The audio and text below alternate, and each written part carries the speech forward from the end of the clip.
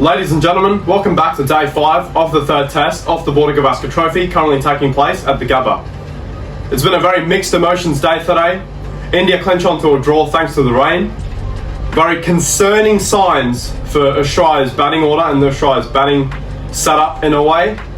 And the bombshell retirement call from Ravi Ashwin has left a lot of Indian fans in distraught. So without further ado, let's break down this whole day. India began day 5 on 9 for 252 runs after they avoided the follow-on the previous evening.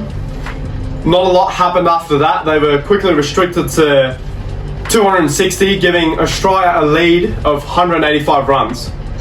After that, rain came and washed out the whole first session. Post-lunch, starting in the second session, Australia began their innings, and in my opinion, I feel like this is probably the worst Australia's batted in a long time. Khawaja copped the seed. He played some beautiful shots to start off. He got a cut shot to Akash deep, and he played a straight drive to Siraj, but then he got knocked over by Jasprit Bumrah the first ball that he faced. Jag backed in and then took his off stump. Now, if we talk about the shots that Marnus played, Marnus only got 1, McSweeney got 4. Shots that Marnus played and McSweeney played, very similar shots, but very reckless. I didn't really understand what the whole point was for Australia to come out, what their tactic was, because you're 185 runs ahead and you send 2 of your most prolific test match batters as openers. If you're looking to chase quicker runs, I do believe that Travis Head and Mitchell Marsh should have opened the batting, but I feel like they were really unsure, very uncertain about what to do, so they sent in obviously Khawaja and McSweeney straight up. Labuschagne, he was very edgy and he nicked off playing a quite terrible shot. His feet got stuck and he tried to cut it, but the ball was on 4th stump, so that wasn't ideal. McSweeney was the same, but his ball was like 8th stump and he tried to chase it. Very, very reckless from him. And then came Mitchell Marsh at number 4. So this is where I got really confused. It was like, if you were chasing or looking to get quick runs, you'd send Marsh and Head a bit earlier, like opening, maybe even first down, but he came in, couldn't stick around for too long. His footwork, his approach off today's innings was very uncertain. It seemed that he wasn't sure what to do. One ball, he'd come down and play a huge drive, play and a miss. Next ball, would defend, and the way he got out was also very unconvincing. He got stuck in the crease and he tried to poke at the ball. It was sort of a nothing shot, and he nicked it straight to Rishabh Pant away off Akash deep. So at one point, Australia were 5 for 33, and then Steve Smith came out, first ball, early in his innings. I don't think he faced a lot of balls. Came down to Siraj and charged him and hit him over the top, 1 bounce 4. Seemed that he was looking to take the game on, and he had a plan, but the very next ball he got strangled down leg side. I know, a little unlucky, but still I feel like it seemed very very disengaged in a way. It felt like they didn't want to be there and didn't want to play that game. So very mixed sort of emotions about how Australia were going about their innings. Eventually they declared at 7 for 89, so Travis Head came in, scored a quick runs. Obviously can't fault Travis Head with the way he was going about it. He was looking to take the game on from ball 1, and that's just his game, so he stuck to his guns, played his own thing, and then he got, I think, quick 15 or 20 odd before he fell to Mohammad Siraj.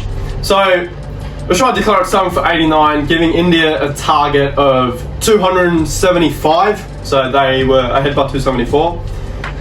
Mitchell Starc and Pat Cummins, I think they only bowled a couple of overs before light was too bad for both teams to play. So they went off, took early tea, and then it just bombarded with rain, torrential rain all around, and the game had ended on a draw.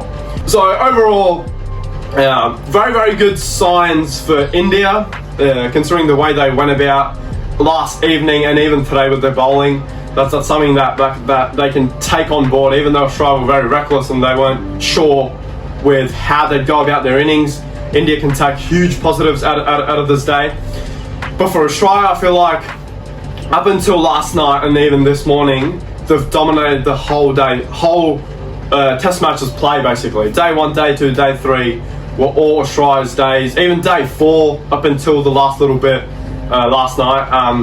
While day 5 was very chaotic in the way that cricket was being played, a significant history had quietly unfolded.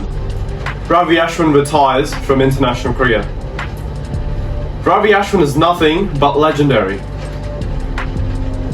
His skill, whether it be batting or bowling, has been top class since the day he started playing cricket till the last test that we saw him, that he played in Adelaide. He's a skills master. He can adapt very quickly. He's crafted his bowling in such a way that has benefited India both in all 3 formats of the game. Test matches, one-day cricket and T20 cricket. He's been around for a long, long time. And while I was very young when he was in his prime, I've always admired Ashwin. I've loved the way he enjoys cricket. His cricket knowledge is A-class, top-notch. He never backs down from a battle. His batting, again, is very underrated. A true gun player for India. If we talk about his statistics, 100 test matches is not a joke. Over 500 test wickets at an average of 24. That is not something anyone can come out and do. The fact that he's played 100 test matches tells us how good of a player he is. His resilience, his expectations on himself have always been A-class. He's always strive for excellence, and the way that he went about everything in his game, whether it be T20 cricket, whether it be one-day cricket, or whether it be test cricket, he always wanted to improve. So big ups to Ravi Ashwin for a wonderful career. He's been great for the Indian team, and he definitely earns the legendary status that everyone crowns him with in Indian cricket. But overall, the test match ends in a draw.